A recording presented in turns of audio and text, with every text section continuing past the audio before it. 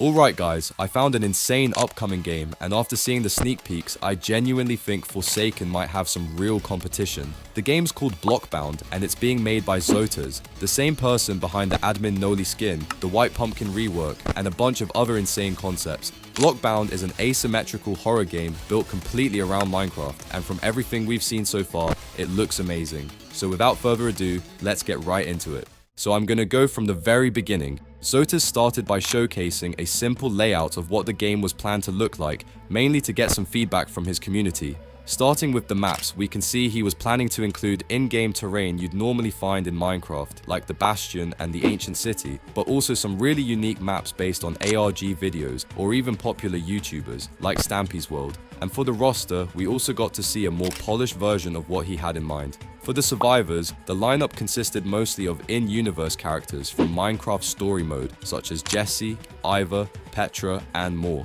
Alongside them were some fun additions like Derp, a character you've probably seen in a ton of Minecraft animations, which I think is super cool. We even had some YouTubers included, which is a really neat touch. Now onto the killers, and there are some pretty interesting choices here. I'll be honest, I don't know half of these characters, so that's on me, but the ones I do recognize look super cool, like Avocado Animation's Steve, who I'm sure all of you know. There's also Aiden from Minecraft story mode, and I'm really curious how he's gonna work as a killer, since in the actual game, he's basically just a regular bully. Romeo is here too, of course, along with the Fogborn, who I think could be a really awesome killer. The Warden is also included, which surprised me. I wasn't expecting a normal mob to be part of the killer roster. I also spotted Grotesque Steve, which was definitely an interesting choice, but thankfully, he's been removed from the roster since you definitely don't want people playing Blockbound looking him up. And don't worry if you didn't see Herobrine on the list, it's confirmed that he's the starter killer. He already has his full moveset, and he's currently the most complete character in the game. So with that said, let's take a look at how he plays.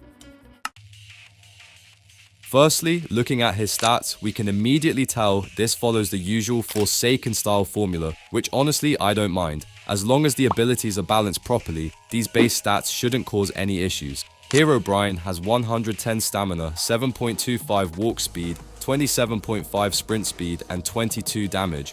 Overall, pretty solid numbers that should allow him to keep up with most survivors even without relying heavily on abilities. From his description, we can see he's designed as a stealth killer, equipped with 1 passive and 3 abilities. His passive, From the Fog, basically blankets the entire map in fog for the survivors, massively reducing visibility. From a distance, the only thing they can spot are Herobrine's glowing eyes, which is such a perfect mechanic for his character. He also applies an effect called Paranoid, which functions similarly to Noli's hallucinations. Survivors under this effect will randomly hear chase music, footsteps, see fake eyes in the fog, and take 15% increased damage, making it quite a strong debuff. Now onto his main moveset. His first ability, Sighting, removes your sprint and marks any survivor in your line of sight, filling their stalk bar. Once full, they're afflicted with Paranoid for 20 seconds. If you lose sight of them, the bar drains over time. It's a great ability for setting up hits, since it weakens the survivor and throws them off mentally. His next ability, Lurking, turns you completely invisible except for your eyes, while also hiding your terror radius. The trade-off is that your sprint speed drops to 18. However, if you're within 60 studs of a paranoid survivor, you can instantly teleport to them. If this has little to no animation delay, it could be insanely strong, especially for surprise attacks. Lastly, In Your Head allows Herobrine to spawn a stationary clone that just stares at survivors. If anyone enters within 45 studs, the clone will chase them, dealing 10 damage if it hits, marking them for 8 seconds and applying 20 seconds of Paranoid. It looks like a great tool for blocking loops or denying areas entirely. Overall, I really like Herobrine's moveset. Everything fits his lore perfectly, and the paranoia-focused gameplay feels unique. Making the starter killer a stealth killer is definitely a risky move. We all know how bad Outcome Memory's 2011 X situation is, but if it's executed well, this could turn out amazing. We also got a look at him in the shop UI with the description, the man, the myth, the legend, along with a render that looks fantastic. And that's not all.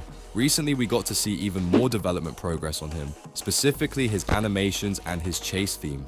His idle, walk and run all have him levitating and glitching, which fits perfectly. And the chase theme? Yeah, just listen for yourself.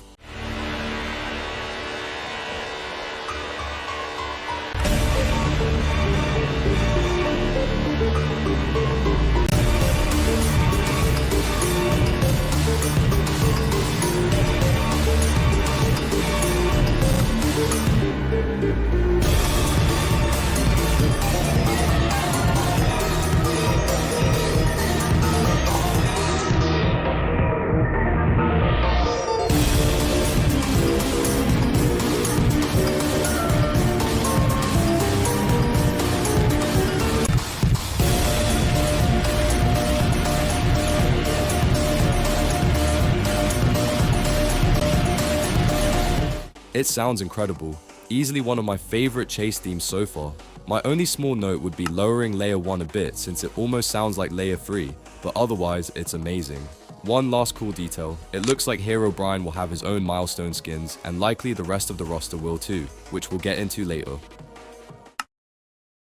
Now let's talk about survivors, because we've finally gotten a good look at how they're shaping up. And honestly, things are looking really promising so far. We've already seen both Jesse and Steve inside the shop UI, and first off, the UI itself looks insanely good. It's clean, polished, and honestly way better than I expected for such an early stage of development. Now as for the survivor roster, it's been confirmed that Jesse, Steve, and the villager are planned as the starter survivors. For Steve specifically, we did hear that some survivors will have crafting or mining mechanics built into their abilities, and Steve is the most obvious character to have those. It fits perfectly with his identity, so I'm almost certain that at least one part of his kit will involve crafting or gathering materials. Now, aside from their shop renders and UI previews, we haven't gotten full movesets for Jesse or Steve yet, but one really cool thing we did get to see was Jesse's Milestone 4 skin, or I should say Advancement 4 skin, since milestones have officially been renamed to Advancements to make the naming unique from Forsaken.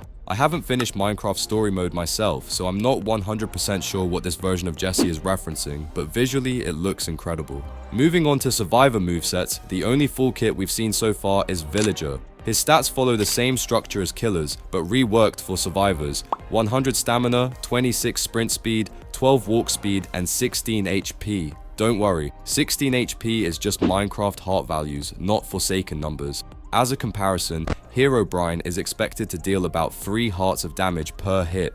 Based on his description, Villager is clearly meant to be a full support survivor. His first ability allows him to throw different items to teammates, each giving a unique buff. A chestplate grants 20 extra HP, a mending book reduces all cooldowns by 10 seconds, and Suspicious Stew removes negative effects while giving highlight immunity for 10 seconds. His next ability, Business, lets him toss the chosen item toward a survivor with a 35-second cooldown. But talking to another survivor reduces the cooldown by 2 seconds every 4 seconds, which is a fun mechanic. His second main ability lets him throw a piece of bread that survivors can eat to restore 25% HP using up 2 wheat points. And finally, Plantation allows him to grow a wheat farm in stages, each stage taking 10 seconds and generating 1 wheat point per stage. Honestly, his kit sounds super fun and surprisingly strong for support. He offers a lot of utility and team value, but the catch is that he has 0 self-defense, meaning he'll be a very easy target for killers unless teammates protect him.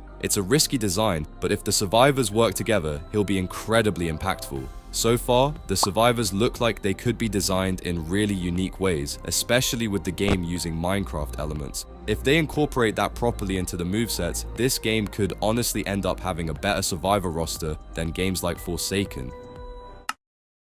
So far, from everything we've seen, this game shows a ton of potential. The roster looks really cool, the movesets look genuinely fun to use, and all of the content we've seen so far, from the models to the chase themes, has been amazing. If everything is executed well, this game could really take off and might even end up competing with Forsaken. This video only covers a small fraction of the sneak peeks and content that's out there right now, so I definitely recommend checking it all out for yourself. But with that said, that's going to be all for today. I hope you guys enjoyed, and I'll catch you all in the next one.